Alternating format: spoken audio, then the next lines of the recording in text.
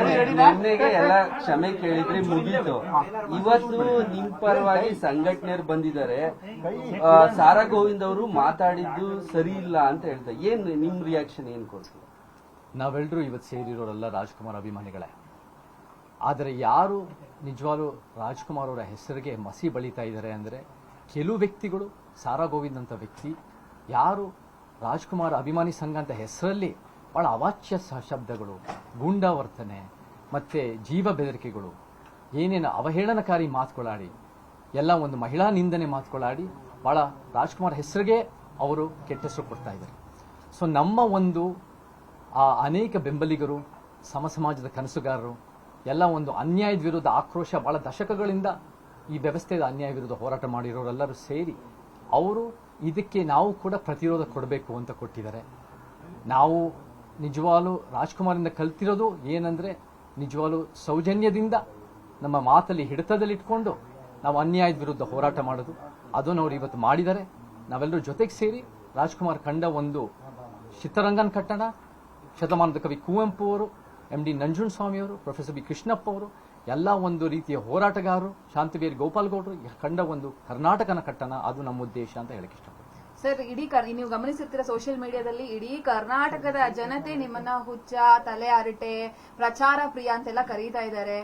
ಏನೋ ಒಂದು ಸೈಲೆಂಟ್ ಆದಾಗ ನಾನು ಇದೀನಿ ಅನ್ನೋದನ್ನ ಈ ಮೂಲಕ ತೋರ್ಸೋದಕ್ಕೆ ಹೊರಡ್ತಾರೆ ಚೇತನ್ ಅವರು ಅಂತ ಹೇಳ್ತಾ ಇದ್ದಾರೆ. ನಿಜಕ್ಕೂ ನಿಮ್ಗೆ ಹುಚ್ಚಿ ಹಿಡಿದಿದ್ಯಾ ಅಂತ ಕರ್ನಾಟಕದ ಜನತೆ ಕೇಳ್ತಾ ಇರೋ ಪ್ರಶ್ನೆ. ನಮಗೆ ಪ್ರತಿಯೊಬ್ಬರಿಗೂ ಅವ್ರಿಗೆ ಏನು ಸರಿ ಅನ್ಸುತ್ತೆ, ಅವರ ಅಭಿವ್ಯಕ್ತಿ ಸ್ವಾತಂತ್ರ್ಯ ಈ ಒಂದು ಕರ್ನಾಟಕದ ದೇಶದಲ್ಲಿ ಪ್ರತಿಯೊಬ್ಬರಿಗೂ ಇದೆ. ಪ್ರಜಾಪ್ರಭುತ್ವ ಎತ್ತಿಡಿಯದೆ ಒಂದು ಜಾಗೃತಿ ಇರೋ ಒಂದು ಜನತೆ, ಒಂದು ಧ್ವನಿ ಹೇಳೋ ಒಂದು ಜನತೆ, ಅನ್ಯಾಯದ ವಿರುದ್ಧ ನಿಂತ್ಕೊಳ್ಳೋದು, ಗಟ್ಟಿಯಾಗಿ ಒಂದು ಸಮಾಜಕ್ಕೆ ನಿಂತ್ಕೊಳ್ಳೋದೇ ಜನತೆ ಬೇಕು. ಸೊ ಪ್ರತಿಯೊಬ್ಬರು ಅವರ ಒಂದು ವಿಚಾರನ ವ್ಯಕ್ತಪಡಿಸಲಿ, ಅವರ ಅನಿಸಿಕೆ ಹೇಳಲಿ. ನಮ್ಮ ಜೊತೆ ಕೆಲವರು ಈ ರೀತಿ ಹುಚ್ಚ, ಈ ರೀತಿ ಪ್ರಚಾರ ಪ್ರಿಯ ಅಂದೋರ ಜೊತೆ ಬಹುತೇಕರು ಕರ್ನಾಟಕದಲ್ಲಿ ಇಲ್ಲ, ಚೇತನ್ ಹೇಳ್ತಿರೋದ್ರಲ್ಲಿ ನಿಜ ಇದೆ, ಚೇತನ್ ಹೇಳ್ತಿರೋದು ಸತ್ಯ ಇದೆ. ಅದನ್ನ ಆ ಧ್ವನಿನ ಕೆಲವು ವ್ಯಕ್ತಿ, ಬೆರಳಿಕೆಯಷ್ಟು ವ್ಯಕ್ತಿಗಳು ಯಾರು ನಿನ್ನೆ ಬಂದು ಗುಂಡಗಿರಿ ಕೈ ಎತ್ಬಿಟ್ಟು ಒಡೆಯಕ್ಕೆ ಬಂದಿದ್ದಾರೆ, ಒಂದು ಗೂಂಡಾವರ್ತನೆ ಮಾಡೋರು, ಅಂಥ ವ್ಯಕ್ತಿಗಳು ಈ ಒಂದು ನಿಜವಾಗ್ಲೂ ಈ ಏನು ಜನರ ಧ್ವನಿನ ಕ್ರಶ್ ಮಾಡಕ್ಕೆ ಟ್ರೈ ಮಾಡ್ತಾ ಇದ್ದಾರೆ, ಬಾಯಿ ಮುಚ್ಚಕ್ಕೆ ಟ್ರೈ ಮಾಡ್ತಾ ಇದ್ದಾರೆ. ರಾಜ್ಕುಮಾರ್ ನಡೆ ನುಡಿನ ಅವರು ಎತ್ತಿಡಿತಾ ಇಲ್ಲ. ನಮ್ಮಂತ ಮತ್ತೆ ಅನೇಕ ಇವತ್ತು ಸೇರಿರೋ ಹೋರಾಟಗಾರರೇ ನಿಜವಾಗ್ಲೂ ರಾಜ್ಕುಮಾರ್ ಅಭಿಮಾನಿಗಳು. ನಾವು ಅವರು ನುಡಿದಂತೆ ನಡೆದಿರೋದನ್ನ ನಾವು ಮುಂದುವರಿಸ್ತಾ ಇದ್ದೀವಿ. ಸೊ ನಿಜವಾಗ್ಲೂ ನಮ್ಮ ಕಣ್ಣಲ್ಲಿ ಉತ್ತಮ ಕರ್ನಾಟಕ ಕಟ್ಟಬೇಕು ಅಂದ್ರೆ ನಾವು ರಾಜ್ಕುಮಾರ ಅನುಯಾಯಿಗಳ ಕೆಲಸ ಮಾಡ್ತಾ ಇದ್ದೀವಿ. ಲೀಗಲ್ ಆಗಿ ಫೈಟ್ ಮಾಡ್ತೀರಾ? ನಾವು ಮುಂದಿನ ದಿನಗಳಲ್ಲಿ ಹೆಂಗೆ ನಾವೆಲ್ಲರೂ ಜೊತೆಗೆ ಸೇರಿ ನಾವೊಂದು ಕಾನೂನು ಸಲಹೆಗಾರರ ಮುಖಾಂತರ, ನಮ್ಮ ಹೋರಾಟಗಾರರ ಮುಖಾಂತರ ನಾವೆಲ್ಲರೂ ಜೊತೆಗೆ ಒಂದು ವಿಚಾರ ತಗೊಂಡು ಹೆಂಗೆ ಮುಂದಿನ ಕ್ರಮ ತಗೋಬೇಕು ಅನ್ನೋದನ್ನ ನಾವು ಪ್ಲಾನ್ ಮಾಡ್ತೀವಿ. ನಮಗೆ ಕಾನೂನು ಬಗ್ಗೆ ಬಹಳ ಗೌರವ ಇದೆ.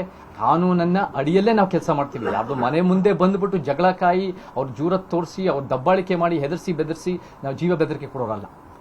ನಿಮ್ಮ ವಿಚಾರ ಅಷ್ಟು ಅದ್ಭುತವಾಗಿದ್ರೆ ನೀವು ಜನ ಮುಂದೆ ಇಡಿ, ಜನ ತೀರ್ಮಾನ ಮಾಡಲಿ. ನೀವು ಯಾವಾಗ ನಿಮ್ಮ ವಿಚಾರಗಳಲ್ಲಿ ನಿಮಗೆ ಗಟ್ಟಿತನ ಇಲ್ವೋ, ಯಾವಾಗ ನಿಮ್ಮ ವಿಚಾರ ಅಷ್ಟು ಅತ್ಯುತ್ತಮ ಇಲ್ಲ ಅಂತ ನಿಮಗೆ ಗೊತ್ತಿರುತ್ತೋ, ನೀವು ಬೇರೆಯವ್ರ ಮೇಲೆ ದಬ್ಬಾಳಿಕೆ ಮಾಡಕ್ಕೆ ಟ್ರೈ ಮಾಡ್ತೀರಾ. ಸೊ ಆ ದಿಕ್ಕನ್ನ ನಾವು ಮಾಡಕ್ಕೆ ಹೋಗಲ್ಲ. ನಮ್ಮ ವಿಚಾರ ಸ್ಪಷ್ಟವಾಗಿದೆ. ನಾವು ಒಂದು ರೀತಿ ನಮ್ಮ ವಿಚಾರ ನಾವು ಗಟ್ಟಿಯಾಗಿ ಜನರ ಮುಂದೆ ಇಡ್ತೀವಿ. ಪ್ರಜಾಪ್ರಭುತ್ವ ಮೇಲೆ ನಂಬಿಕೆ ಇದೆ, ಕಾನೂನು ಮೇಲೆ ನಂಬಿಕೆ ಇದೆ. ಆ ದಾರಿನಲ್ಲೇ ನಾವು ಮುಂದೆ. ನಿರ್ಭೀತ, ನಿಷ್ಪಕ್ಷಪಾತ, ವಿಶ್ವಾಸಾರ್ಹ ಸುದ್ದಿಗಳಿಗೆ ಮತ್ತೊಂದು ಹೆಸರಾಗಿರುವ News18 ಕನ್ನಡ ಈಗ ಆಪ್ನಲ್ಲೂ ಲಭ್ಯವಿದೆ. ದಯವಿಟ್ಟು ಇಲ್ಲಿರುವ QR ಕೋಡ್ ಅನ್ನು ಸ್ಕ್ಯಾನ್ ಮಾಡಿಕೊಂಡು ಆಪ್ ಡೌನ್ಲೋಡ್ ಮಾಡೋದಕ್ಕೆ ಮರಿಬೇಡಿ. ನಿಮ್ಮ ಬೆಂಬಲ ಹೀಗೆ ಸದಾ ನಮ್ಮೊಂದಿಗಿರಲಿ. ಧನ್ಯವಾದ.